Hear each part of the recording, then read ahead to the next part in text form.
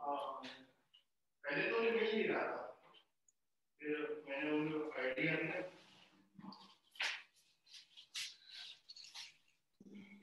Good evening sir.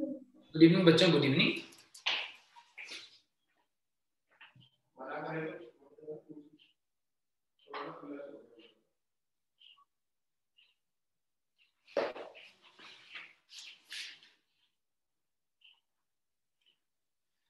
हाँ, कविता पूछ रही है सर डिप्लोमेटिक लाइफ साइकिल में सिर्फ मियोसिस नहीं होता ना? सही, बिल्कुल सही बात है। डिप्लोमेटिक लाइफ साइकिल के अंदर जनरली तो मियोसिस होता है लेकिन हमेशा नहीं होता। ऐसे बोल सकते हैं कि जनरली मियोसिस होता है but it is not always.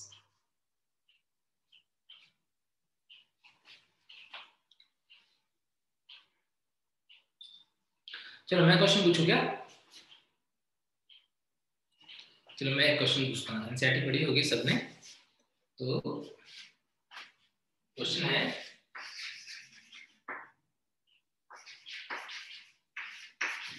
which of the following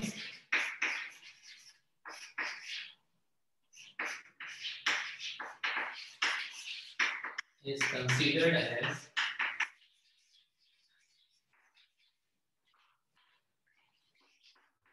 vital link between two generations?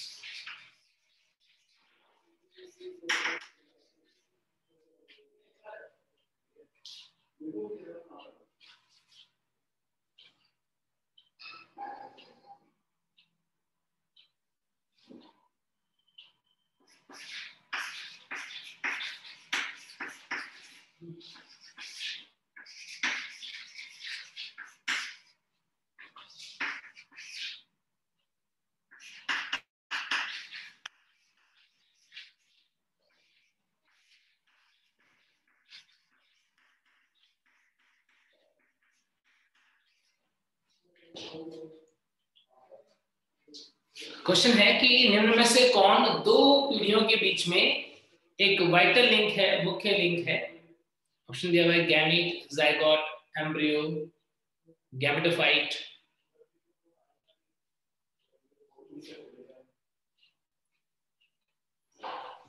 Sir one time repeat कीजिए, समझ नहीं आया। निम्न में से कौन, जाइगोट सर, निम्न में से कौन दो पीढ़ियों के बीच में वाइटल लिंक होता है या प्रमुख कड़ी होती है? Zygote sir. जाइगोट पढ़ा है ऐसा तुमने? Yes sir.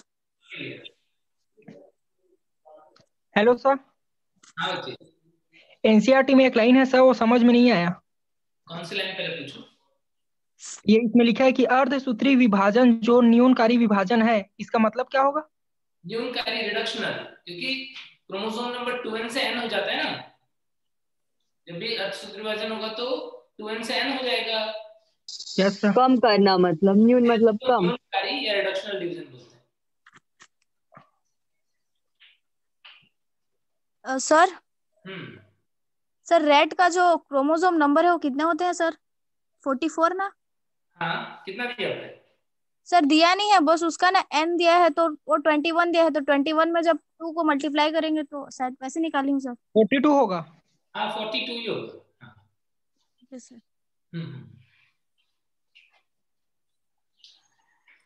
अनियन में कितना दिया हुआ है? अनियन में प्याज का 2n कितना? प्याज 16। ठीक है। और गैमेट 8। गैमेट का 8। यस। कई बार बुक्स में पुरानी जो किताब थी ना उसमें 16 और 32 दिया हुआ था, जो कि रॉन्ग था। 8 और 16 सही है। n8 2n 16 सही है। सर ये टेबल को याद करना है क्या सर? क्वेश्चन आते हैं यहाँ से? सर लिख तो कर लेना। कई बार ना, मतलब वैसे नीट में तो नहीं पूछा हुआ है, लेकिन कई बार जो क्वेश्चन प्रैक्टिस करोगे ना बुक के, तो उसमें कई बार आ जाता है कि बताओ इनमें से किस किस के अंदर, या 2-3 दे दिए कि बताओ किनमें क्रोमोसोम नंबर कितना होता है, या मैच करने के लिए आ जाएगा। तो इस टाइप के क्वेश्चन आएंगे, तो इसीलिए ना एक बार देख लेना जरूर से। इग्नोर मत करना पूरा, एक बार एक बार पढ़िए ना हिंदी में। क्या बच्चे?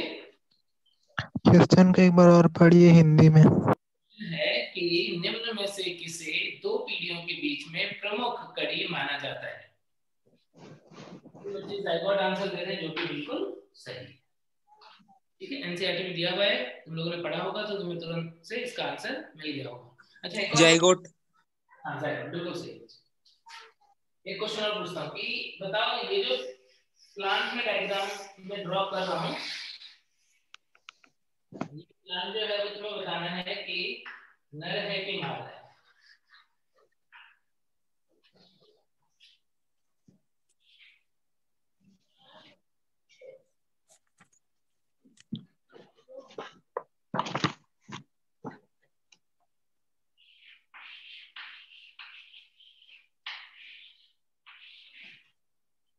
तो ये नर है कि मादा है? कौन सा फीमेल है सर, फीमेल। फीमेल है सर। फीमेल। मादा। हाँ, लेकिन कौन सा प्लांट है ये? मार्केंसिया। मार्केंसिया। तुम बोलोगे फीमेल मार्केंसिया। कैसे पता पड़ गया? कैसे पता पड़ गया?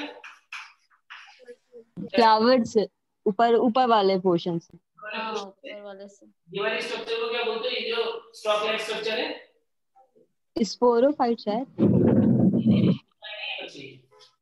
ये पूरा स्ट्रक्चर जो है, ये तो जो मैंने ड्रॉ किया, ये तो गैमेटोफाइट है।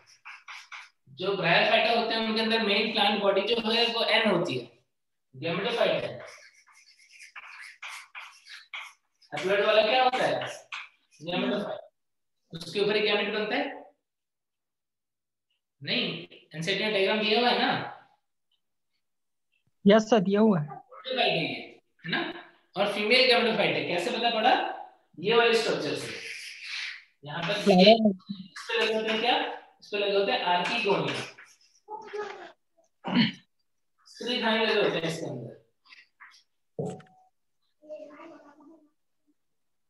मेल और फीमेल देख करके बता दो कि ये देखना कि ये जो स्टॉक लाइक स्ट्रक्चर होता है, जिससे हम क्या बोलते हैं? स्टॉक लाइक स्ट्रक्चर को बोल देते हैं हम एंथेलियोफोर और आर्किगोनियोफोर। तो यहाँ पर इसे बोलेंगे आर्किगोनियोफोर, हिंदी में बोलेंगे स्त्रीधानीधर।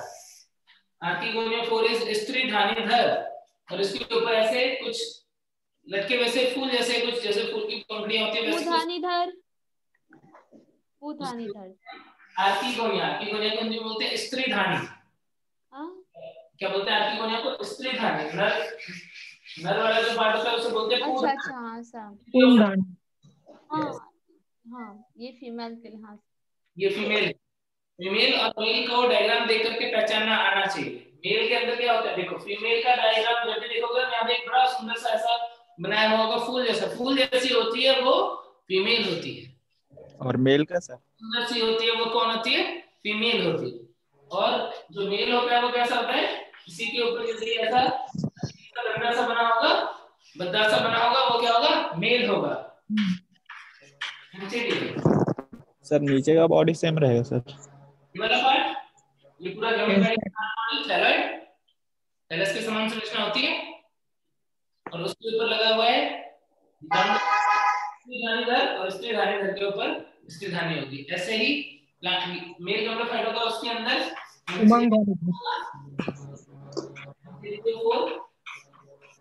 और एंथिडियोफोर के ऊपर क्या लगा होगा?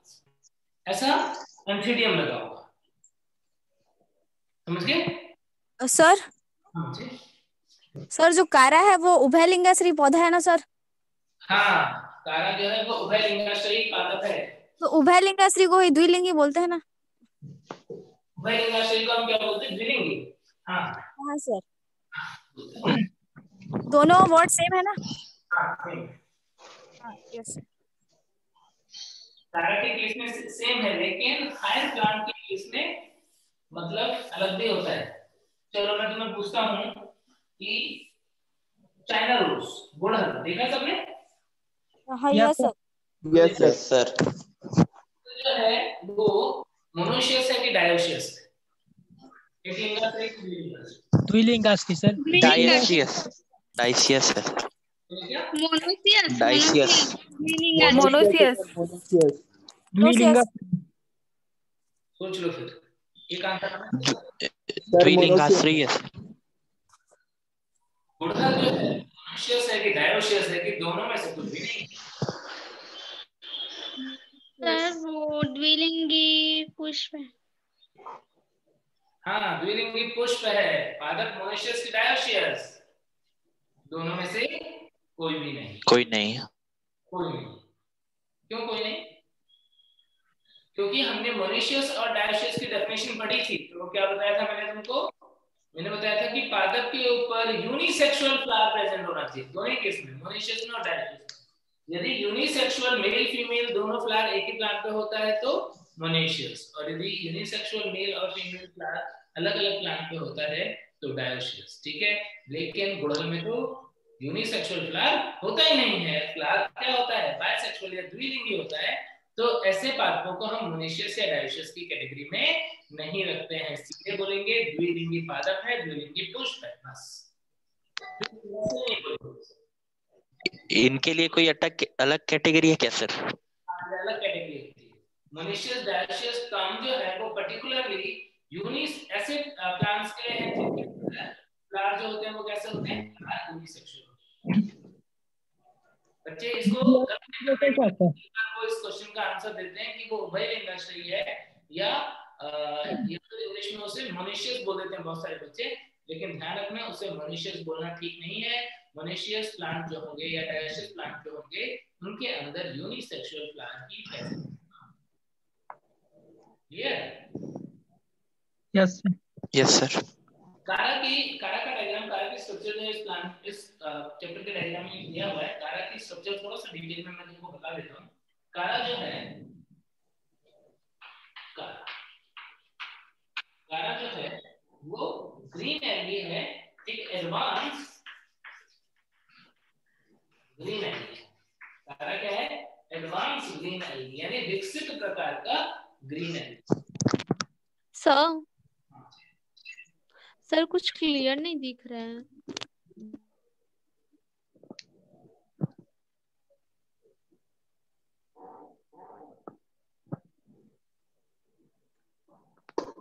दिख रहा है क्या? क्लियर है सर? क्लियर है सर। कारा जो है वो एक एडवांस ग्रीन एल्गी है, विकसित प्रकार का ग्रीन एल्गी। हरा शैवाल होता है, मोनेशियस होता है कि डायोशियस होता है? ये होता है मोनोशियस। मोनेशियस जिसे तुम लोग क्या बोलते हैं हिंदी में? उभय लिंगाश्रय। उभय लिंगाश्रय। अब एक बहुत इंपॉर्टेंट बात बता रहा हूं, ध्यान से सुन लेना सब बच्चे, कि एल्गी तक यानी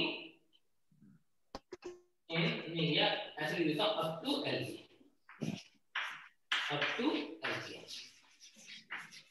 एल्गी तक जो गैमेटेंजिया होता है, गैमेटेंजिया का मतलब युग्मक धानी, जैसे नर युग्मक धानी, मादा युग्मक धानी, तो एल्गी तक गैमेटेंजिया जो होता है, युग्मक धानी जो होती है, up to algae, gamitingia is unicellular, non-jacketed. ये यूनिसेलुलर एक कोशिकीय और जैकेट रहित टाइप का जो गैमिटेंजिया होता है वो कहां तक होगा? यानी एल्गी और उसके पहले जितने भी मेंबर हैं उनके अंदर हम देखते हैं कि गैमिटेंजिया जो है वो यूनिसेलुलर नॉन जैकेटेड होता है। यानी ये गैमिटेंजिया बन गया, जैसे स्पोरेंजिया बनता था वैसे ही गैमेटेंजिया बन गया। इसके अंदर गैमेट बनेंगे, लेकिन ये पूरा का पूरा जो पाउच है, ये जो गोलाकार संरचना बन रही है, ये पूरा का पूरा क्या होता है? ये एक ही कोशिका है जिसके अंदर बाद में विभाजन से युग्मकों का निर्माण हुआ है। तो ध्यान रखना अप टू एल्गी यानी एल्गी तक गैमेटेंजिया। फंजाई और एल्गी में भी दो में ही पूछेंगे तुम्हें। तो फंजाई और एल्गी में जो युग्मक धानी होती है वो कैसी होती है? एक कोशिकीय, यूनिसेलुलर एंड नॉन जैकेटेड, एक कोशिकीय और जैकेट रहित होती है, उसके ऊपर कोशिकाओं का आवरण नहीं होता है। ये बात तुम्हें पता था पहले से? सर एल्गी और फंजाई दोनों बोल रहे हैं क्या बच्चे? एल्गी एंड फंजाई दोनों में? हाँ दोनों में। ठीक है, अप टू एल्गी लिखा मतलब फंजाई और एल्गी दो इंपॉर्टेंट एग्जांपल ध्यान रखो। उसके पहले भी ऐसा ही होगा, लेकिन हमारे से क्वेश्चन में फंजाई और एल्गी के अंदर जब भी युग्मक धानी के लिए कुछ पूछा जाएगा कि बताओ एक कोशिकीय होता है कि बहुकोशिकीय होता है, तो क्या आंसर करोगे? एक कोशिकीय होता है, यूनिसेलुलर होता है कि जैकेट रहित होता है? जैकेट रहित होता है। युग्मक धानी के लिए ना सर? हाँ, युग्मक धानी के लिए।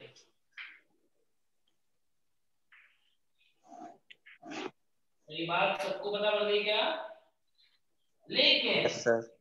लेकिन ये जो कारा के बारे में हम यहाँ पढ़ रहे हैं, ये कारा इसका अपवाद है, विकसित हो गया। टाइम और बताइए नहीं में भी ग्रीन एल्गी में भी कुछ ज्यादा ही विकसित प्रकार के हैं जैसे कारा। तो ये तो जनरल, लेकिन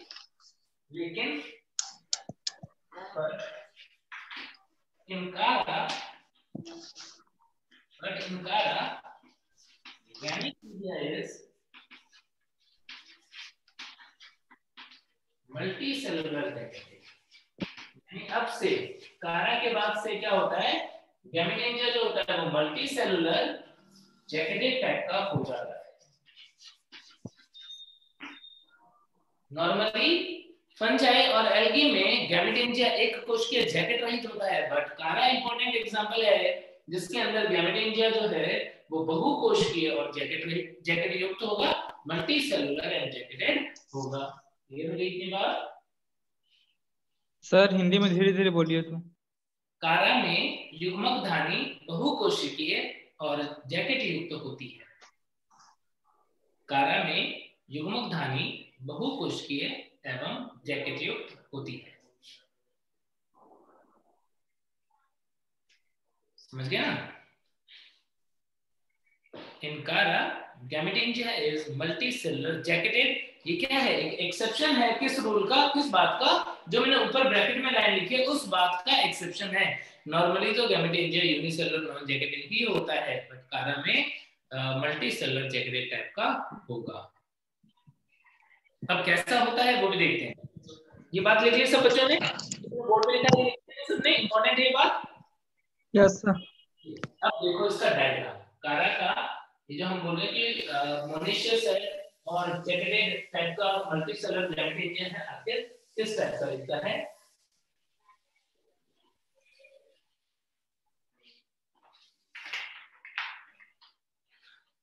कारा जो है उसकी संरचना कुछ ऐसी होती है, स्टोन वर्ड भी बोलते हैं, और उसके ऊपर ऐसे नोड जैसे भी बने होते हैं।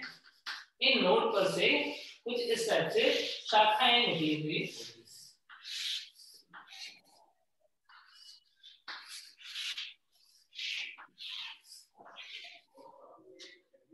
ठीक है।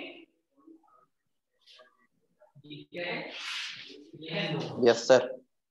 और नोड पे क्या है, इन शाखाओं के ऊपर में, इन शाखाओं के ऊपर की तरफ यहाँ पर लगे होते हैं क्या, इनके गैमेटेंजिया, युग्मक कहाँ पर लगी होती है, यहाँ पर गैमेटेंजिया। मेल गैमेटेंजिया को बोलते हैं एंथीरियम और फीमेल गैमेटेंजिया को बोलते हैं आर्किगोनियम, ठीक है। सपोज ये शाखा जूम करके बना, इतना सा पार्ट जो है इसे मैं जूम करके बना, तो यहाँ पर ये शाखा जो है इसके ऊपर तुम्हें क्या दिखेगा, ऊपर की साइड में अपर सरफेस की अपर पार्ट की तरफ यहाँ पर ऐसा फ्लास्क के शेप का लगा होगा आर्किगोनिया, और आर्किगोनिया के अंदर भी फ्लास्क शेप की जो आर्किगोनिया है इसमें भी ऊपर की तरफ यहाँ पर 5 कोशिकाएं होती है, 1 2 3 4 5, 5 कोशिकाएं जिन्हें हम बोलते हैं कोरोनरी सेल्स या कैप सेल्स। और जैकेट, जैकेट का मतलब क्या होता है, जैकेट का मतलब होता है कि यहाँ पर सेल्स की कवरिंग हो, सेल्स की कवरिंग होती है, इसे हम क्या बोलते हैं, जैकेट। और इसके अंदर बैठी होती है कौन, बड़ी सी एक एल जो है वो उसके अंदर, ये है कोरोनरी सेल।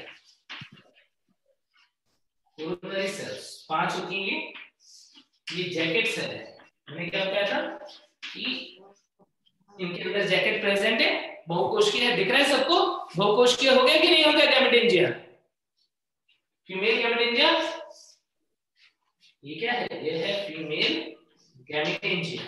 फीमेल गैमेटेंजिया जो है उसके लिए एक टर्म यूज करते हैं हम, न्यूक्लियोल। क्या यूज करते हैं, न्यूक्लियोल।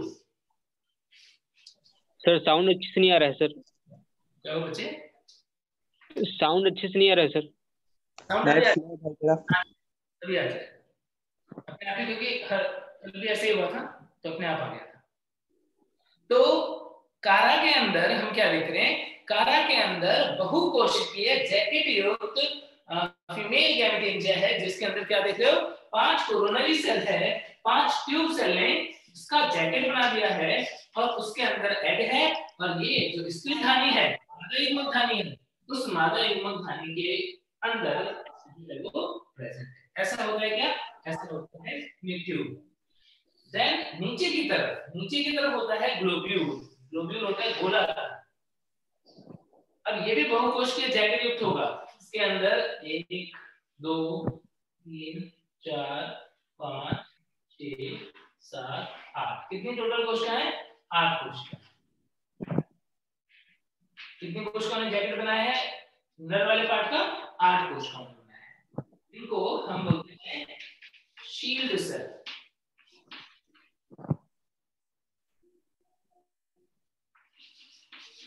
शील्ड सेल्स 8 है टोटल, और अंदर होते हैं gamete mother cell, antherozoid mother cell, जिनका काम होता है क्या बनाने का, एंथ्रोजोइड्स बनाने का काम होता है। इसके अंदर है एंथ्रोजोइड स्पर्म, एक तरीके से ये है इसका मेल गैमेटेंजिया। मेल गैमेटेंजिया जो है उसे बोल देते हैं ग्लोब्यूल। नर युग्मक धानी को क्या बोल देते हैं, ग्लोब्यूल। अब यहां पर तो कारा के अंदर, एक मिनट रुको,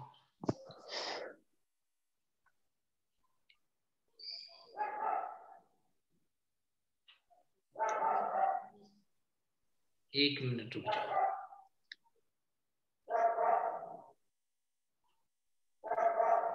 सर डॉगी किसके यहाँ है? 1 मिनट वेट करो बच्चों, मेरा थोड़ा सिस्टम में सर कुत्ता कहाँ भौंक रहा है? तुम एक बार डायग्राम ड्रॉ करो।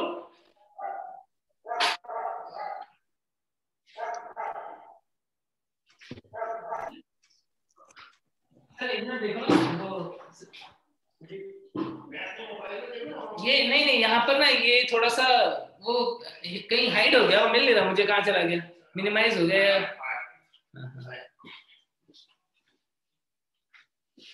अच्छा नहीं, आपको तो चलेगा, वो क्रोम बंद हो गया। अच्छा ओके, लेकिन अपना पेज चल रहा है। हाँ ठीक है, अभी मुझे सही दिखाई दे रहा था मुझे। हाँ नहीं, ये सडनली कुछ पॉपअप हुआ और ठीक है। हाँ, सेल के नंबर फिक्स होते हैं। कोरोनरी सेल यहाँ पर 5, jacket cell 5, egg cell 1, shield cell 8। अब हालांकि इतने डिटेल में नहीं पूछते हैं, लेकिन जैसे आकाश वगैरह के मॉड्यूल करोगे वहां पे ये क्वेश्चन दिया हुआ है, थोड़ा सा बता दिया इसलिए। बट ये इंपॉर्टेंट है कि इनके अंदर क्या क्या इंपॉर्टेंट है, वापस से रिपीट कर रहा हूं, ध्यान से सुनना। सबसे इंपॉर्टेंट है कि कैसा है ये, मोनेशियस है, यानी एक ही प्लांट के ऊपर नर और मादा दोनों युग्मक धानियां उपस्थित होगी, पहली बात है ना।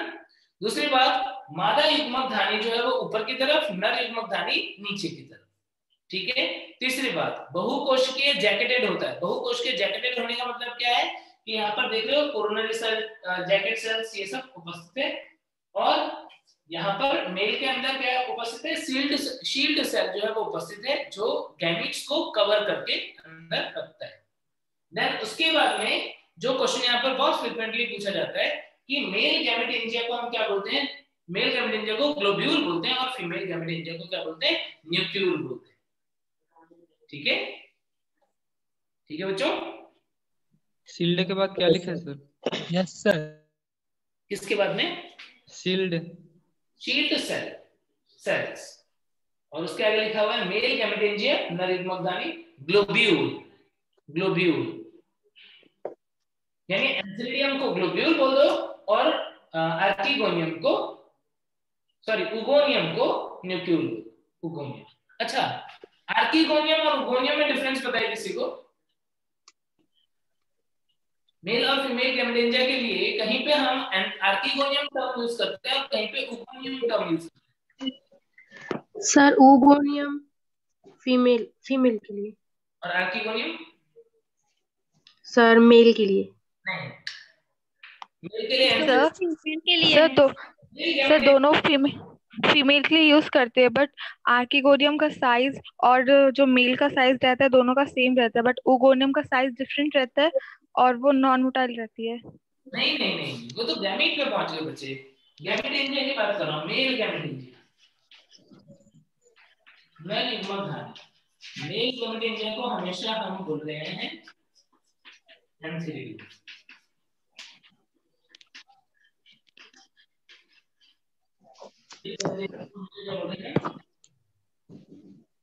और फीमेल गैमेटेंजिया जो है ना, उसके दो नाम। फीमेल गैमेटेंजिया के कौन कौन से दो नाम है?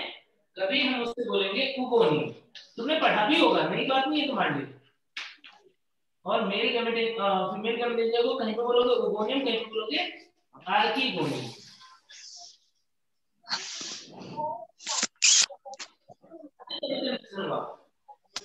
कभी कंफ्यूजन नहीं हुआ?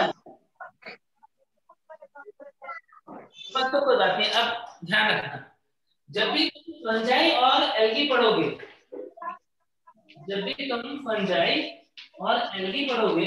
तो फंजाई और एल्गी में देखो उगोनियम पढ़ोगे तो फीमेल गैमेटेंजिया को क्या बोलोगे? मादा गैमेटेंजिया को क्या बोलोगे? उगोनियम। आगे बढ़ोगे यानी ब्रायोफाइटा से लेकर के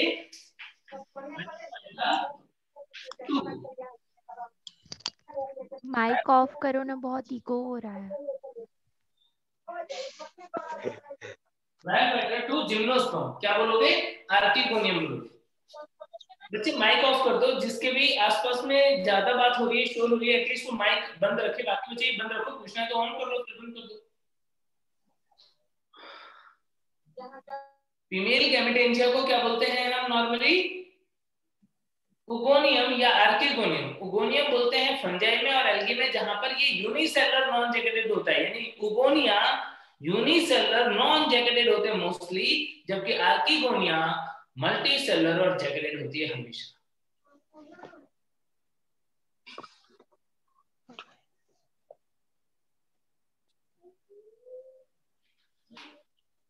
समझ गए? सर वंस मोर।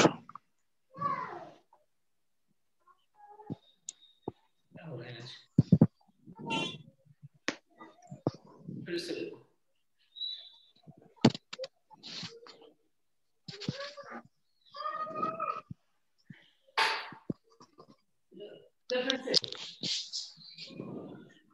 हाँ नहीं वो अपने आप ही पता नहीं क्यों वो वाला विंडो फिर से ओपन हुआ, क्या बोलते हैं? अच्छा बस इसको स्वाइप करना है क्या? तीन उंगली से। ओके ठीक है। Hello sir. ठीक सर वन टाइम रिपीट कीजिए ना। देखो सर रिपीट कीजिए ना एक बार। हिंदी में बताना सर। हिंदी में बता रहा हूँ। उगोनिया आर्किगोनिया, हिंदी में भी उगोनिया ही बोलते हैं, आर्किगोनिया बोलते हैं। तो उगोनिया जो होता है वो एक कोशिकीय होता है। उगोनिया क्या है? एक कोशिकीय मादा युग्मक होता है। किसमें होगी? फंजाई में और एल्गी में। उगोनिया एक कोशिकीय जैकेट रहित मादा युग्मकधानी है जो कि फंजाई और एल्गी में पाए जाते हैं। आर्किगोनिया बहुकोशिकीय जैकेट युक्त मादा युग्मकधानी है जो कि कहां पर उपस्थित है? जिम्नोस्पर्म पर। समझ गए? बहुत ही बेसिक बातें हैं ये। बातें तो मैं एक्सपेक्ट कर रहा था कि तुम्हें पता होंगी, बट यदि नहीं पता है तो ध्यान रखना, क्योंकि जब हम प्लांट किंगडम पढ़ेंगे तो ये टर्म्स तो हमारे पीछा नहीं छोड़ेंगे, बार बार आएंगे। Okay sir. तो जो हम सेक्सुअलिटी वाला टॉपिक कल पढ़ रहे थे उसमें कारा और बाकी ऑर्गेनिज्म के बारे में जो थोड़ा बहुत रह गया था वो मैंने इसलिए कवर किया यहाँ पर। अब नेक्स्ट इवेंट की बात करें।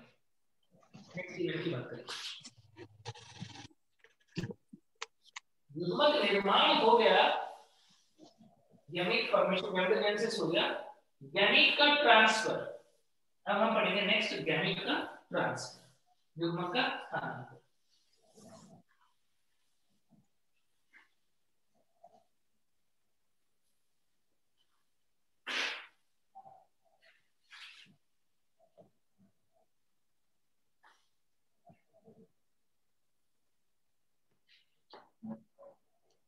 सेकेंड पॉइंट देख रहे हैं हम गैमेटोजेनेसिस का ट्रांसफर ऑफ गैमेट्स, युग्मकों का स्थानांतरण, ट्रांसफर। अब बच्चों युग्मकों का जो ट्रांसफर होता है वो अलग अलग जीवों में अलग अलग प्रकार से हो सकता है।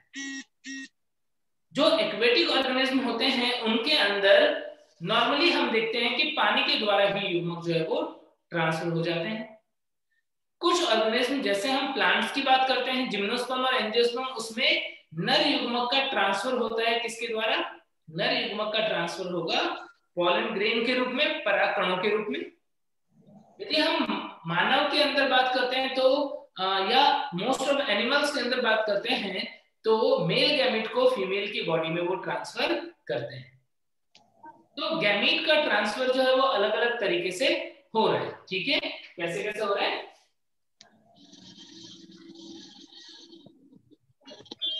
Some organism, male and female gametes are released in water for fertilization.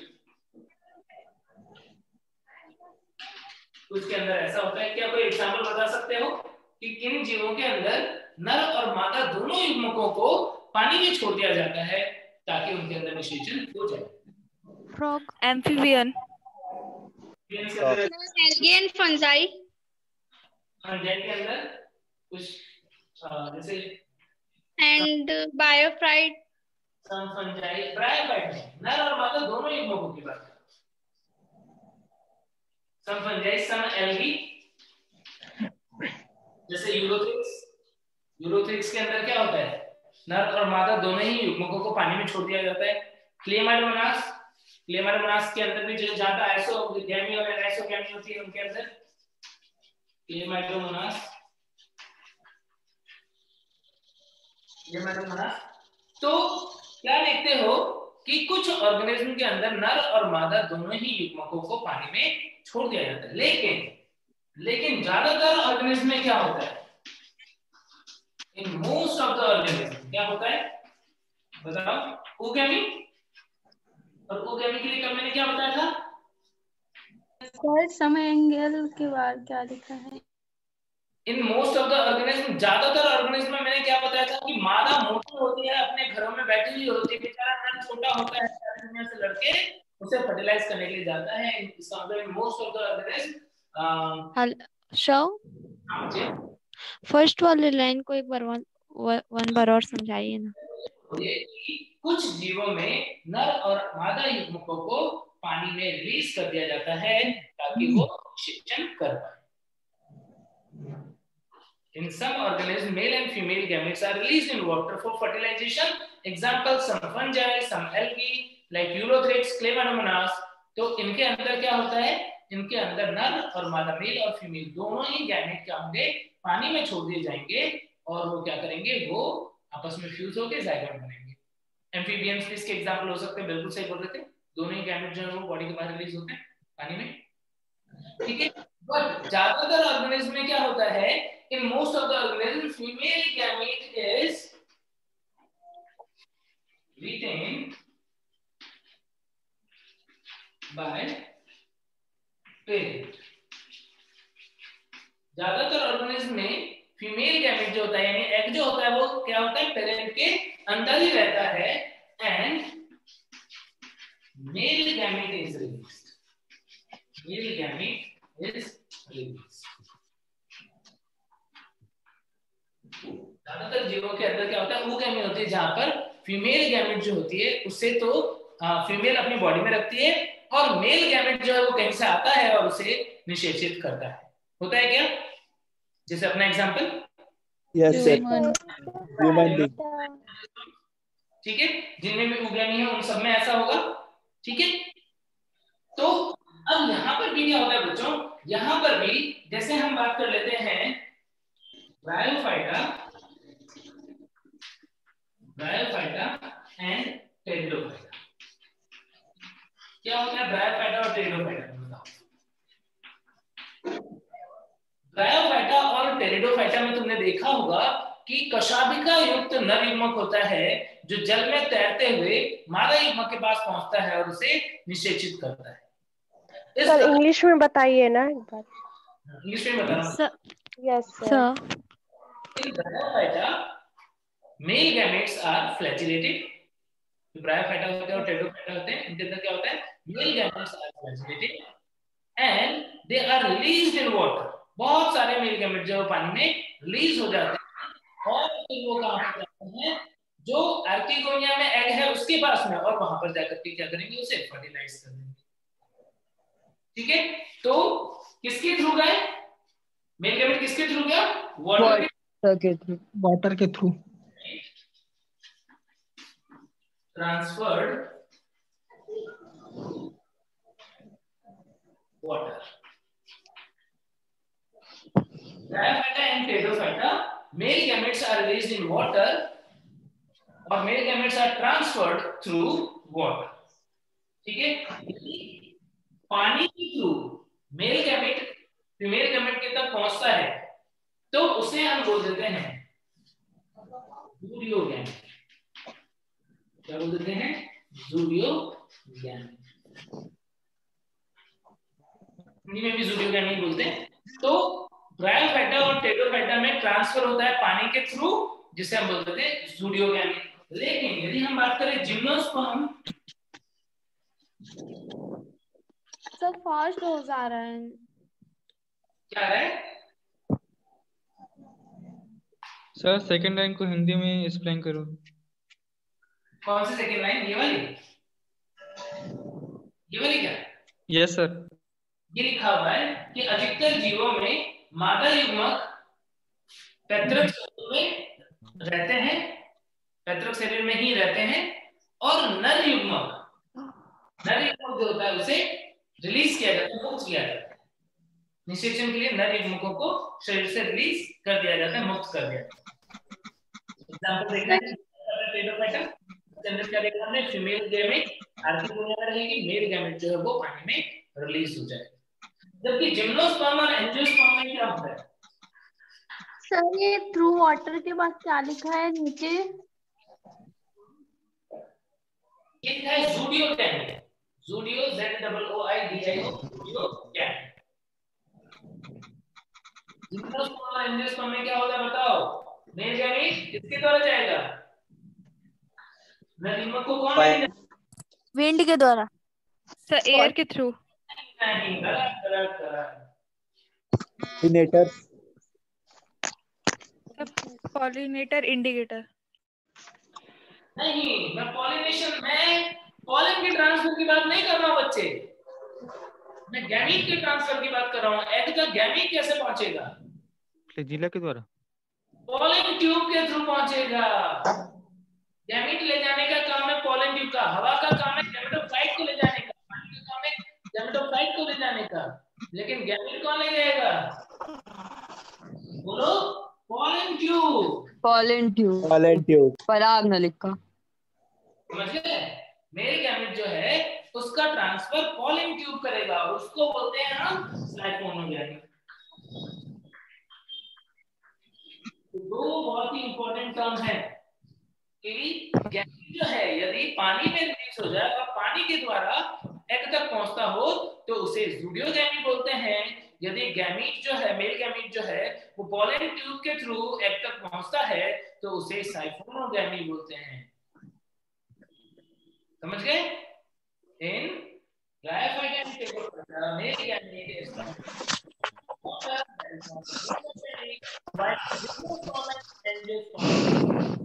Transferred by. Please mike off कर दो ना, क्लियर सुनाई नहीं देता सर का आवाज। इतना नॉइज मत करो बच्चों।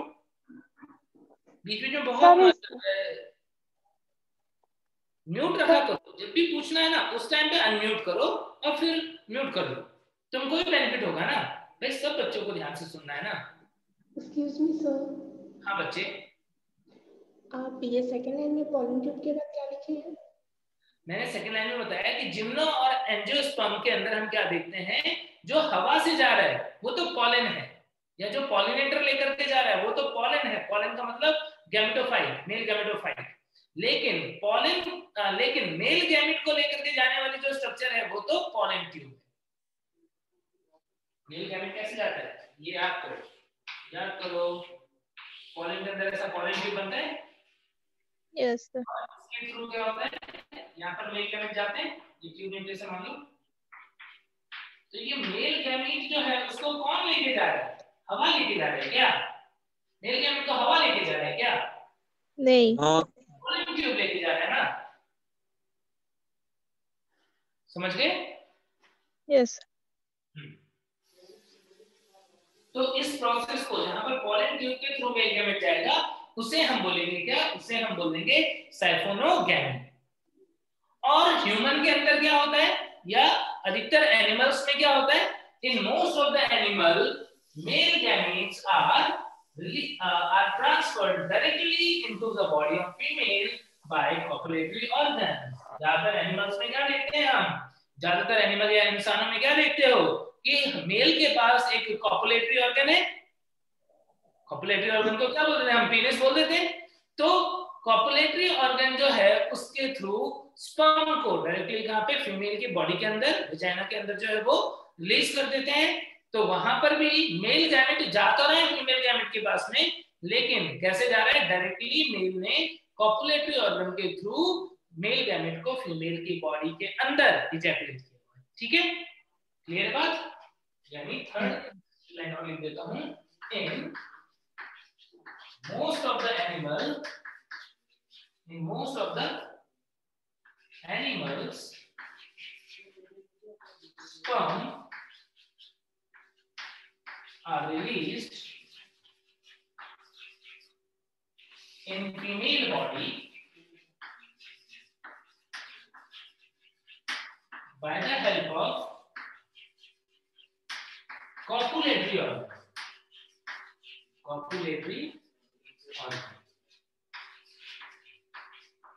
हिंदी में बोलो, हिंदी में बोलेंगे कि अधिकतर जंतुओं में स्पर्म या शुक्राणु को मादा के शरीर में मैथुन अंग द्वारा रिलीज कर दिया जाता है, मुक्त कर दिया जाता है। कॉपुलेशन का मतलब होता है मैथुन। तो कॉपुलेटरी ऑर्गन के थ्रू क्या होता है, मादा के शरीर में मुक्त कर दिया जाता है। क्लियर हो गई बात? Excuse me sir, mostly question कैसे पूछते हैं इस टॉपिक से? देखो ये टॉपिक से क्वेश्चन जो आएगा ना वो ऐसा आएगा कि बताओ किसमें साइफोनोगैमी होती है, किसमें ज़ूडियोगैमी होती है, किसके अंदर मेल गैमेट रिलीज होता है, फीमेल गैमेट रिलीज नहीं होता है। ठीक है, इस टाइप के क्वेश्चन जो है वो बनते हैं। ठीक है ना? Hello sir. हाँ जी सर, कॉपुलेटरी ऑर्गन को हिंदी में क्या बोलते हैं? मैथुन अंग, मैथुन अंग, copulatory organ. Sir pollen tube को हिंदी में क्या बोलते हैं? पराग नलिका। पॉलिन ट्यूब को हिंदी में बोलते हैं पराग नलिका। सर तीसरा का एक बार बोलिए ना हिंदी में। किसका? तीसरा को हिंदी में बराबर बताइए। तीसरे लाइन को वापस से सुनो, हिंदी में मैं जरूर से रिपीट कर रहा हूं, ध्यान दो। अधिकतर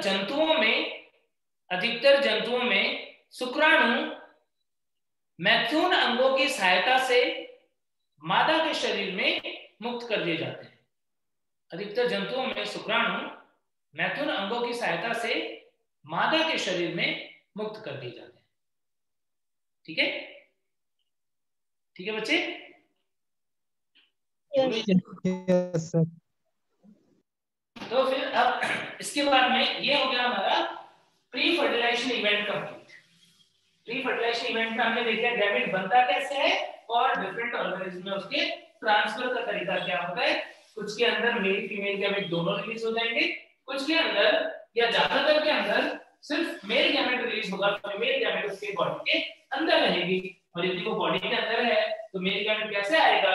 मेल गैमेट जो है वो या तो पानी में तैर के आएगा या पराग के अंदर बैठ के आएगा, पराग नलिका के द्वारा आएगा, ठीक है। और या फिर जीव जो है वो डायरेक्टली उसे क्या करेगा, फीमेल की बॉडी के अंदर मिक्स कर देगा, रिलीज कर देगा, ठीक है। नेक्स्ट अब देखो, नेक्स्ट इवेंट जो है वो fertilization. Next event is fertilization, Hindi में बोलते हैं निषेचन।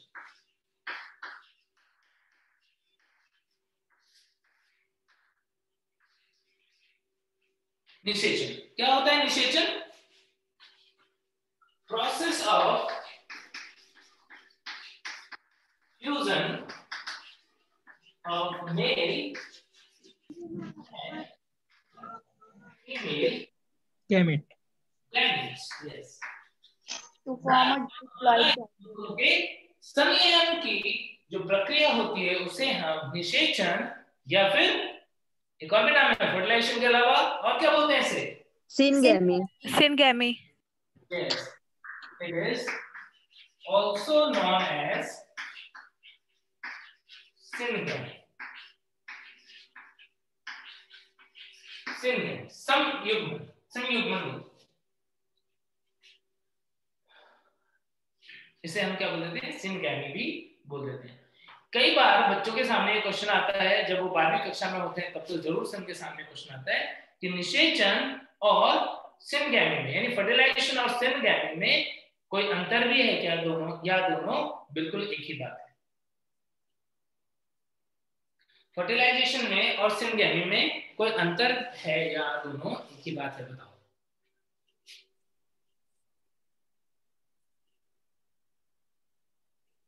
सेम है सर। सेम है क्या? सेम सेम है सर, बट फर्टिलाइजेशन में ज्यादा यूज किया जाता है। नहीं, थोड़ा सा डिफरेंस है। सिनगैमी जो है वो strictly male and female gamete के फ्यूजन के लिए ही होता है, बट प्लांट के अंदर जो निषेचन होता है, उसमें युग्मकों के संलयन के अलावा और भी कुछ प्रक्रिया चलती होती है। Triple fusion.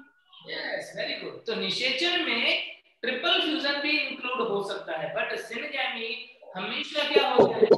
हमेशा मेल एंड फीमेल गैमेट का ही फ्यूजन होगा। सिनगैमी क्या है? ऑलवेज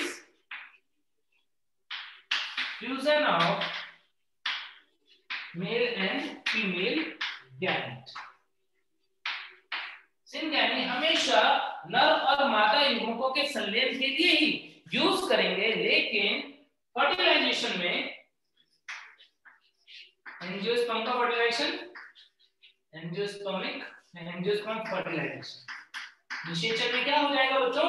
निषेचन में कई बार इस सिनगैमी के अलावा और भी कोई इवेंट होती है, जैसे एंजियोस्पर्म के अंदर फर्टिलाइजेशन। क्या इवेंट होता है? इसके अंदर दो इवेंट आता है, एक होता है सिनगैमी और दूसरा होता है ट्रिपल फ्यूजन। यानी सिनगैमी में तो क्या हो रहा है? नर और मादा युग्मक जो है उसका फ्यूजन होगा सिनगैमी। ये फिक्स है, अभी बताया सिनगैमी का मतलब फिक्स है, male and female gamete fuse होगा। लेकिन ट्रिपल फ्यूजन में क्या हो जाएगा? Male gamete uses with polar nucleus होता है क्या? Polar nucleus. सेंट्रल सेल जो है केंद्रीय कोशिका, उसके अंदर ध्रुवीय केंद्रक होते हैं। तो ध्रुवीय केंद्र से यदि नर युग्मक फ्यूज होता है तो उससे हम क्या बोल देते हैं? Triple fusion. तो इसका मतलब फर्टिलाइजेशन सिनगैमी से कैसे अलग है ये तुम्हें प्रैक्टिकली पता पड़ जाएगा, रटने की जरूरत तो नहीं है। अब तो तुम्हें दिख रहा है कि फर्टिलाइजेशन सिनगैमी नॉर्मली एक ही क्यों? क्योंकि हमारे अंदर तो ऐसा नहीं होता, तो हमारे अंदर तो सिनगैमी फर्टिलाइजेशन बिल्कुल एक ही बात। लेकिन कोई ऑर्गेनिज्म के अंदर फर्टिलाइजेशन में एक से ज्यादा इवेंट हो सकते हैं, ठीक है। फर्टिलाइजेशन में एक से ज्यादा इवेंट हो सकते हैं, जैसे एंजियोस्पर्म के अंदर एंजियोस्पर्म के अंदर फर्टिलाइजेशन में दो इवेंट आ जाते हैं, सिनगैमी और ट्रिपल फ्यूजन। सिनगैमी में तो male gamete female gamete fuse करता है, ट्रिपल फ्यूजन में मेल गैमेट पोलर न्यूक्लियस से। सर आवाज कम आ सिनगैमी से हमेशा बनेगा क्या? जाइगोट का निर्माण होगा। सिनगैमी से हमेशा क्या होगा? जाइगोट का निर्माण होगा। फर्टिलाइजेशन में जाइगोट बनता है, उसके साथ में कोई बार क्या बन सकता है? प्राइमरी एंडोस्पर्मिक न्यूक्लियस, प्राथमिक एंडोस्पर्म केंद्र।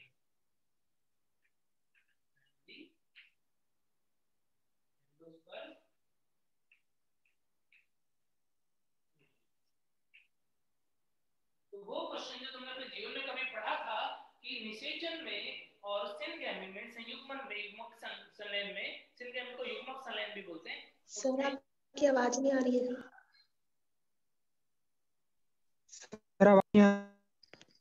वॉइस नहीं आ रही सर। देखो, सिनगैमी और फर्टिलाइजेशन में डिफरेंस ये होता है कि सिनगैमी में हमेशा मेल और फीमेल गैमेट फ्यूज होते हैं, नर और मादा युग्मकों का संलयन होता है।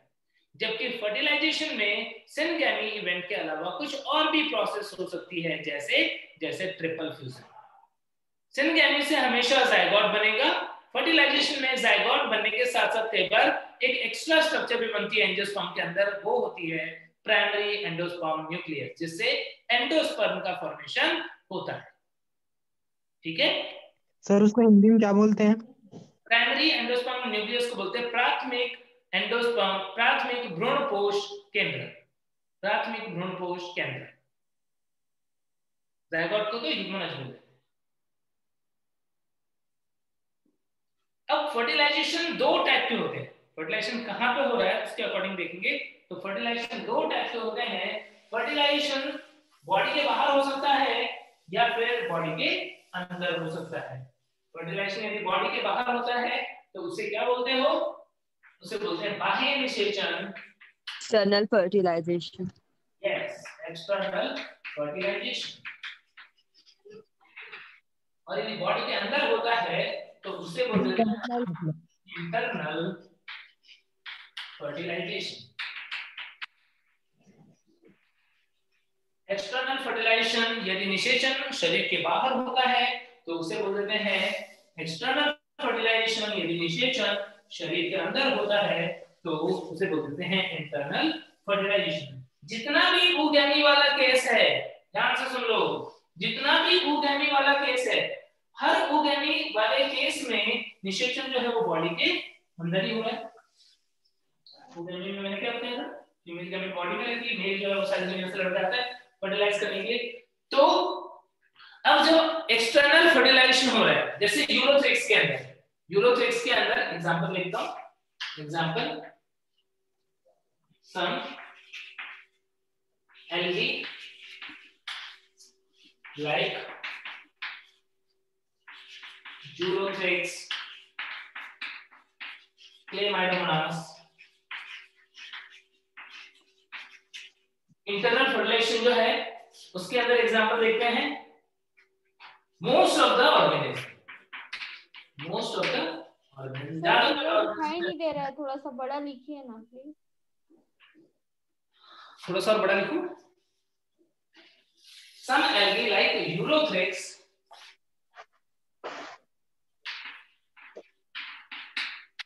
Chlamydomonas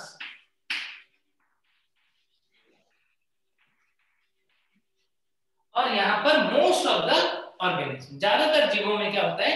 इंटरनल फर्टिलाइजेशन, आंतरिक निषेचन होता है। अब क्या होगा देखो, यूरोथ्रेक्स को यदि बाह्य निषेचन करना है तो नर और मादा दोनों ही को क्या करना होगा? रिलीज कर देना होगा। मेल और फीमेल गैमेट दोनों को ही रिलीज करना होगा। कहां पर? पानी के अंदर। यदि वाटर में हो रहा है तो पानी के अंदर। अब निषेचन हो जाए, दोनों मिल जाए, उसके लिए क्या क्या इंपॉर्टेंट रिक्वायरमेंट है बताओ? सेम टाइम पे रिलीज हो रहा है, सेम टाइम पे दोनों रिलीज हो रहा है। ये बच्चे क्या, यानी एक्सटर्नल फर्टिलाइजेशन हो जाए, इसके लिए क्या जरूरी है? इसके लिए जरूरी है कि male gamete and female gamete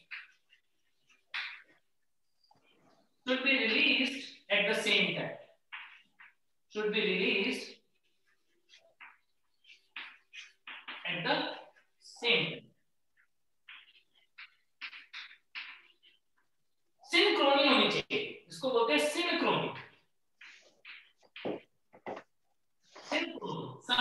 समय पर नर और मादा युग्मकों का रिलीज होना एक बहुत इंपॉर्टेंट फैक्टर है एक्सटर्नल फर्टिलाइजेशन। होता है ऐसा? Yes sir. समझ आ रही है बात कि भाई दोनों रिलीज हो, सेम टाइम पे रिलीज हो तो फर्टिलाइजेशन के चांसेस ज्यादा से ज्यादा है। दूसरा क्या कि यदि बाहर मान लो एक तालाब है, उसके अंदर 2 जीव हैं, एक ने एक स्पर्म रिलीज कर दिया, एक ने एक एग रिलीज कर दिया, तो उनके आपस में मिलने के चांसेस ज्यादा रहेंगे, या एक ने हजारों स्पर्म रिलीज किए, दूसरे ने हजारों एग रिलीज किए, तो मिलने के चांसेस ज्यादा रहेंगे। मैक्सिमम अमाउंट वाला। Maximum amount. इसका मतलब ये हुआ कि यदि एक्सटर्नल फर्टिलाइजेशन हो रहा है तो वहां पर क्या होना चाहिए, वहां पर गैमीट्स का number, large number of male and female gametes, large number of male and female gametes are released. नर और मादा युग्मकों की संख्या बहुत ज्यादा होनी चाहिए ताकि उनके मिलने के चांसेस ज्यादा से ज्यादा रहें। क्या बात समझ में आ रही है ना सबको? रट तो नहीं रहे? सर क्लियर है, हम एकदम प्रैक्टिकली समझ रहे हैं इसको, ठीक है? तो लार्ज नंबर में गैमेट रिलीज होने चाहिए और सेम टाइम पे रिलीज होने चाहिए, तो उस केस में निषेचन की संभावना सबसे ज्यादा होगी। लेकिन इस एक्सटर्नल फर्टिलाइजेशन में खतरा भी है। क्या खतरा है कि बॉडी के बाहर यदि जायगोट बन रहा है या मान लो न्यू ऑर्गेनिज्म बन रहा है, तो उसके प्रेडेटर के द्वारा खाए जाने के चांसेस भी बहुत ज्यादा है।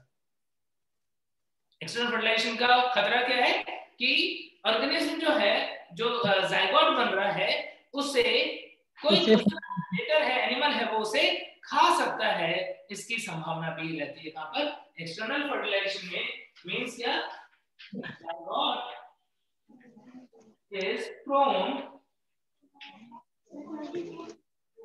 consumed by predator। zygote जो है उसे परभक्षी द्वारा खाए जाने का खतरा बहुत ज्यादा है। तीनों पॉइंट क्लियर हो गए थे एक्सटर्नल फर्टिलाइजेशन के? Yes sir. इंटरनल फर्टिलाइजेशन का, इंटरनल फर्टिलाइजेशन में क्या होगा, क्या यहाँ पर सिंक्रोनी यानी सेम टाइम पे गैमेट रिलीज होने की आवश्यकता होगी क्या? नो सर, जरूरी नहीं है। यानी male and female gamete, female gamete तो रिलीज होता ही नहीं है, male and female gamete can mature at different time.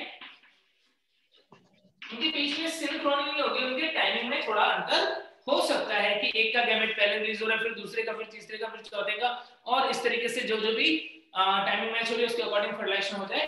तो सिंक्रोनी जरूरी नहीं होती है। मेल गैमेट बाहर निकल रहा है, इंटरनल फर्टिलाइजेशन में क्या होता है, मेल गैमेट पानी में जा रहा है या बाहर निकल रहा है, लेकिन फीमेल गैमेट जो है वो बॉडी के अंदर है। कौन सेफ है? इस दुनिया ने स्टार्टिंग से, भगवान ने स्टार्टिंग से ही पार्शियलिटी की है।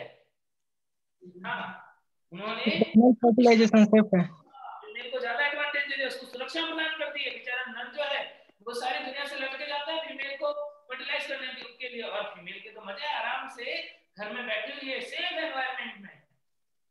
तो किसका नंबर ज्यादा होना चाहिए? जिसको खतरा ज्यादा है उसका नंबर ज्यादा होना चाहिए। इसका मतलब इसके अंदर क्या होगा, मेल गैमेट जो है, male gametes are more in number while female gametes are less in number। नर युग्मकों का निर्माण ज्यादा होता है और मादा युग्मकों का निर्माण कम होता है। बोनी फिश के अंदर एक्सटर्नल फर्टिलाइजेशन होता है, हाँ होता है, बोनी फिश के अंदर एक्सटर्नल फर्टिलाइजेशन होता है, सही बात। Male gametes are more in number while female gametes are less in number। Sound कम आ रहा है सर। बच्चे साउंड अभी आ जाएगा, जैसे कुछ बार नेटवर्क की प्रॉब्लम रहती है ना, इसलिए उनको ऐसा होता है। बट यहाँ से सेटअप में कोई प्रॉब्लम नहीं है, कल भी ऐसा हुआ था। मैं थोड़ा और तेज बोल सकता हूँ, मैं वो ट्राई करता हूँ अभी। तो male gamete are produced in less more number while female gamete are produced in less number। क्या सबको ये आवाज की प्रॉब्लम है क्या? Yes yes sir. Sir. Sir clear है सर। कम आ रहा है पर कम आ रहा है बट सुनने में तो आ रहा है ना। Yes sir sir. सुनाई दे रहा है। क्लियर है सर। सुनने में आ रहा है ना, तो हाँ थोड़ा सा ध्यान से सुनोगे ना तो तुमको दिक्कत नहीं आएगी। और मैं और तेज बोलूंगा सर, उनका नेट स्लो होगा। हाँ, मैं और जोर से बोलूंगा।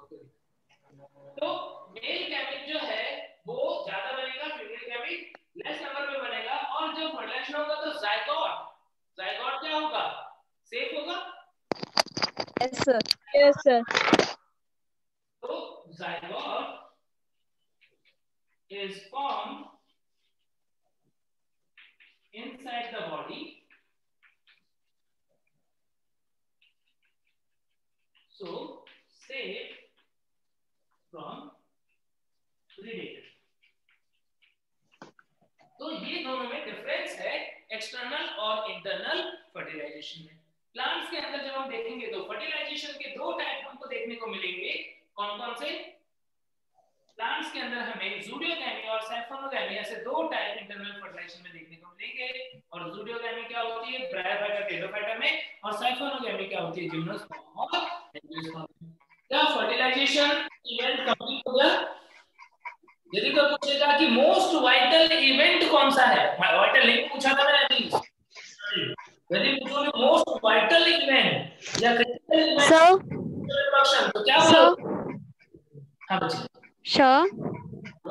सर इसको वन टाइम रिपीट कर दीजिए सर, ये जो इंटरनल फर्टिलाइजेशन है उसको। एक्सटर्नल फर्टिलाइजेशन और इंटरनल फर्टिलाइजेशन डिफरेंसेस बताए थे मैंने। एक्सटर्नल फर्टिलाइजेशन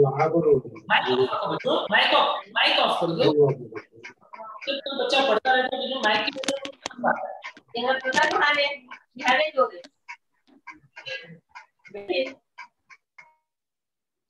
देखो एक्सटर्नल फर्टिलाइजेशन में निषेचन बॉडी के बाहर हो रहा है, नर और मादा युग्मक दोनों रिलीज होंगे। इंटरनल फर्टिलाइजेशन में निषेचन बॉडी के अंदर हो रहा है तो इसलिए सिर्फ मेल गैमेट रिलीज होगा।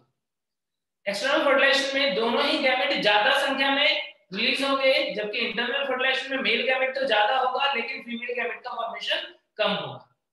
एक्सटर्नल फर्टिलाइजेशन में सिंक्रोनी होना जरूरी है, दोनों गैमेट सेम टाइम पे मैच्योर और रिलीज होने चाहिए, जबकि इंटरनल फर्टिलाइजेशन में दोनों के मैच्योरेशन टाइम में डिफरेंस हो सकता है। एक्सटर्नल फर्टिलाइजेशन में जो जायगोट बनता है वो प्रेडेटर के द्वारा खाए जाने के लिए ज्यादा प्रोन है, मतलब ज्यादा खतरे में है, जबकि इंटरनल फर्टिलाइजेशन में जायगोट जो है वो सेफ है। क्लियर हो गई बात? Yes sir. तो अब फर्टिलाइजेशन इवेंट जो है इसे हम क्या बोल रहे हैं? मोस्ट वाइटल इवेंट बोल रहे हैं, बहुत इंपॉर्टेंट इवेंट है ये। अब इसके बाद नेक्स्ट जो स्टेप है that is post fertilization event. Post fertilization event के अंदर पोस्ट फर्टिलाइजेशन इवेंट और इसके अंदर आता है जायगोट का बनना और तो जायगोट की प्योरिटी लेवल हमेशा क्या होती है? Diploid.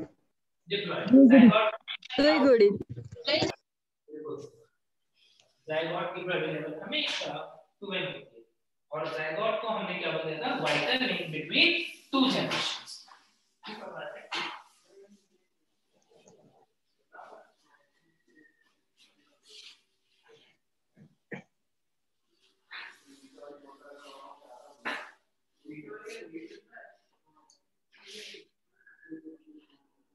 Zygote is vital link या इसको हम बोलते हैं progenitor of next generation.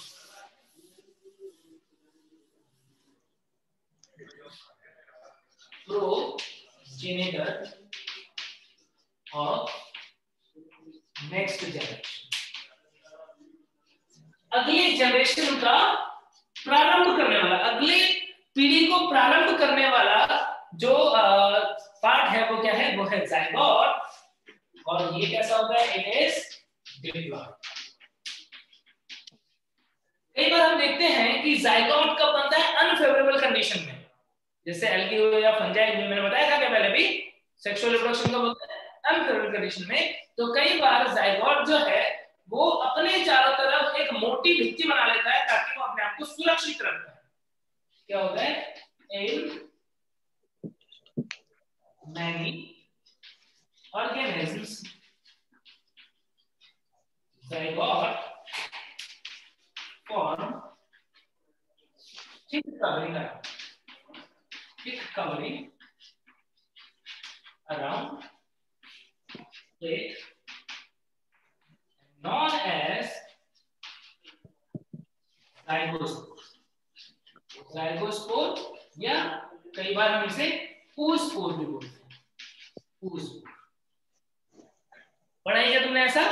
Fungi के अंदर, एल्गी के अंदर, इनमें क्या होता है? जाइगोट जब बनता है और अनफेवरेबल कंडीशन आने वाली है तो ये जाइगोट क्या करता है? अपने चारों तरफ एक मोटी भित्ति बना लेता है, थिक कवरिंग बना लेता है, ताकि अपने आप को उस अनफेवरेबल कंडीशन बचा के रख पाए। उसे हम बोल देते हैं जाइगोस्पोर और oospore। ठीक है, 2n होगा।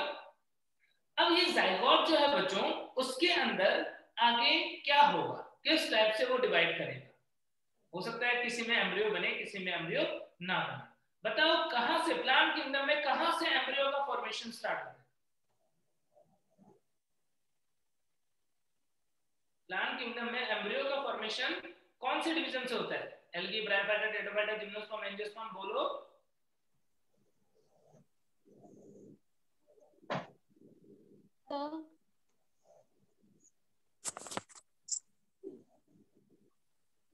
हेलो सर, बोलो ना, एम्ब्रियो का फॉर्मेशन प्लांट किंगडम में एम्ब्रियो का फॉर्मेशन कहां से होता है? कौन से डिवीजन में देखा सबसे पहले? एल्गी में कि फंजाई में कि ब्रायोफाइटा में कि टेट्राफाइटा में कि जिम्नोस्पर्म में कि एंजियोस्पर्म में? ब्रायोफाइटा। Bryophyta sir. बिल्कुल सही। तो ब्रायोफाइटा से पहले वाले जो मेंबर है उनके अंदर जाइगोट में आगे एम्ब्रियो का फॉर्मेशन नहीं होगा। जाइगोट जो है वो सीधे डिवाइड करके एक न्यू ऑफस्प्रिंग जो है वो बनाने वाला है। Hello sir. हाँ बच्चे। सर प्लीज इसको वन टाइम और हिंदी में रिपीट कर दीजिए ना। जाइगोट जो है वो अगली पीढ़ी का पूर्वज होता है, अगली पीढ़ी को प्रारंभ करने वाला होता है। जाइगोट अगली पीढ़ी को प्रारंभ करने वाला होता है, यह द्विगुणित होता है और बहुत सारे ऑर्गेनिज्म के अंदर जैसे एल्गी, फंजाई के अंदर ये जाइगोट जो होता है वो अपने चारों तरफ मोटी भित्ति बना लेता है ताकि वो प्रतिकूल परिस्थिति में अपने को बचा पाए। उसे हम जाइगोस्पोर या oospore बोल देते हैं। ठीक है, उसे जाइगोस्पोर या oospore बोल देते हैं। फिर हम क्या देख रहे हैं? हम देख रहे हैं ये जाइगोट जो है, जाइगोट में डिवाइड बाय माइटोसिस और मियोसिस इन डिफरेंट ऑर्गेनिज्म। अलग अलग ऑर्गेनिज्म में यदि हम बात करें तो जाइगोट जो है वो माइटोसिस या मियोसिस से डिवाइड कर सकता है। अब तुम्हें बताना है कि किसमें माइटोसिस होगा और किसमें मियोसिस होगा। बताओ आंसर कहां से आएगा? आंसर आएगा लाइफ साइकिल से। लाइफ साइकिल पढ़ लिया था ना सब बच्चों ने एनसीईआरटी से? Yes sir, yes sir. तो बताओ किसके अंदर जाइगोट में मियोसिस होगा? डिप्लॉइड वाले में मियोसिस होगा। क्या बात कर रहे हो बच्चे? नहीं सर, हैप्लॉइड वाले में। हैप्लॉन्टिक लाइफ साइकिल वाले ऑर्गेनिज्म में हमेशा क्या मियोसिस होगा। क्या? माइटोसिस। हैप्लॉन्टिक लाइफ साइकिल वाले ऑर्गेनिज्म के अंदर जाइगोटिक मियोसिस होता है। यानी जो भी एग्जांपल कल तुमने हैप्लॉन्टिक लाइफ साइकिल वाले पढ़े थे उनमें जाइगोट का क्या होगा? जाइगोट मियोसिस से डिवाइड करेगा और हैप्लॉइड ऑर्गेनिज्म बना देगा। क्लियर होगी बात? सर एक बार और बता दीजिए ना। ये कल हमने लाइफ साइकिल पढ़ा था ना बच्चे, तो हैप्लॉन्टिक में क्या पढ़ा था कि ऑर्गेनिज्म क्या है? हैप्लॉइड है। गैमेट माइटोसिस से बना था हैप्लॉइड। जब वो गैमेट फ्यूज हो गए तो 2n जाइगोट बन गया। और फिर वो जाइगोट क्या करता है बच्चों? वो जाइगोट जो है वो न्यू ऑर्गेनिज्म बनाएगा। कैसा ऑर्गेनिज्म बनाना है? n बनाना है। जाइगोट खुद तो 2n है, न्यू ऑर्गेनिज्म n है, तो कौन सा डिवीजन होगा? मियोसिस। उसको क्या बोलेंगे? Zygotic meiosis. तो हैप्लॉन्टिक लाइफ साइकिल वाले ऑर्गेनिज्म के अंदर जाइगोटिक मियोसिस होता है। समझे? Yes okay sir. सर। लेकिन बाकी दोनों की बात करें किसकी, डिप्लॉन्टिक एंड हैप्लोडिप्लॉन्टिक, ये लाइफ साइकिल वाले जो ऑर्गेनिज्म होंगे उन माइटोसिस होगा। में क्या होगा, गेमेटिक मायोसिस। माइटोसिस। माइटोसिस। ठीक है? यस। जाइगोट में कहां पे माइटोसिस होता है, कहां पे मियोसिस होता है, रटने की जरूरत नहीं है, लाइफ साइकिल पढ़ लिया है ढंग से, अपने आप आंसर निकल जाएगा। सर बच्चे जो ये सेकंड वाला डिप्लॉन्टिक लिखे हैं उसमें तो गेमेटिक मायोसिस होता है। हाँ, गैमेट जो है वो मियोसिस से बन रहा है, बनने दो, क्या दिक्कत है? अभी हम गैमेट की बात करेंगे नहीं, वो हमने पहले कर ली थी, तब तुमने पढ़ा ही था मियोसिस से गैमेट बन रहा है। अभी हम जाइगोट की बात करें तो जाइगोट तो माइटोसिस से बनेगा, है ना? सर ठीक है। कुछ ऑर्गेनिज्म के अंदर जाइगोट मोटाइल भी होता है। एग्जांपल बताओ।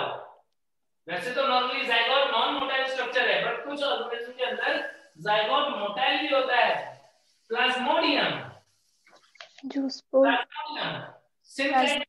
प्लाज्मोडियम जो है उसके अंदर जाइगोट जो है वो मोटाइल होता है, समझे? Yes sir. ठीक है। अब जाइगोट जो है उसके बाद नेक्स्ट स्टेप जो आएगा वो क्या आएगा, एम्ब्रियो का फॉर्मेशन आएगा। उस इवेंट में नेक्स्ट इवेंट सर किस में मोटा होता है? क्या होता है? क्या उदाहरण बताए? मोटाइल किस में होता है? गतिशील। प्लाज्मोडियम होता है सर। में जो जाइगोट होता है वो गतिशील होता है, मोटाइल का मतलब गतिशील। नेक्स्ट देखो इसके बाद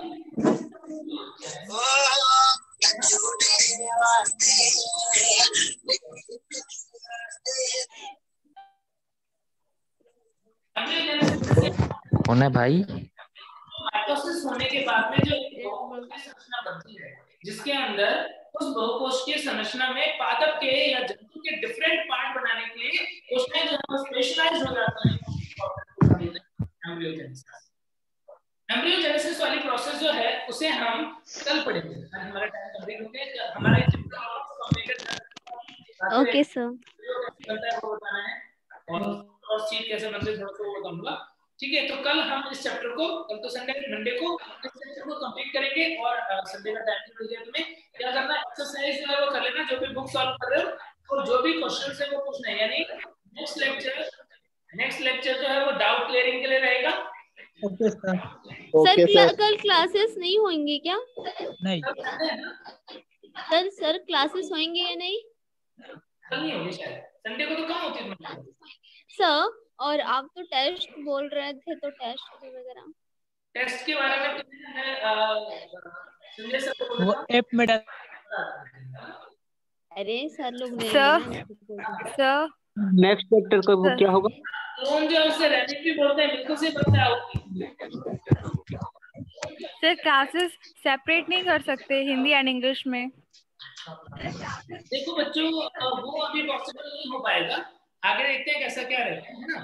तो बाकी तुम लोग को जो भी टर्म्स है वो मैं जरूर से बता रहा हूँ। नेक्स्ट चैप्टर क्या होगा?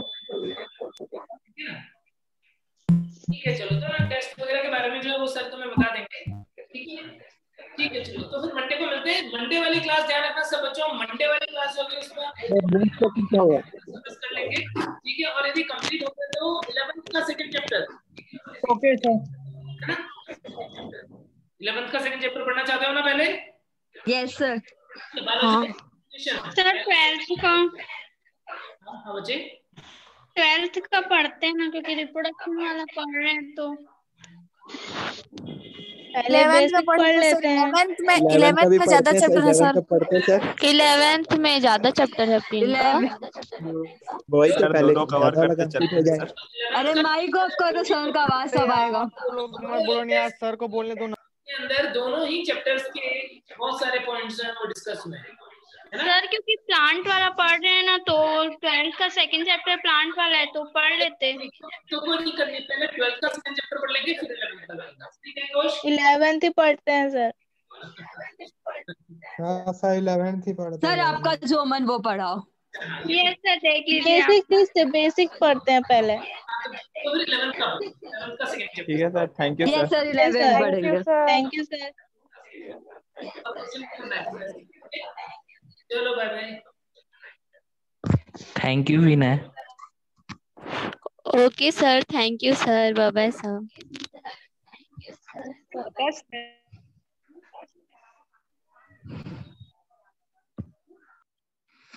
हेलो प्रीतेश, हम्म, लाइक कर देना भाई फोटो वगैरह।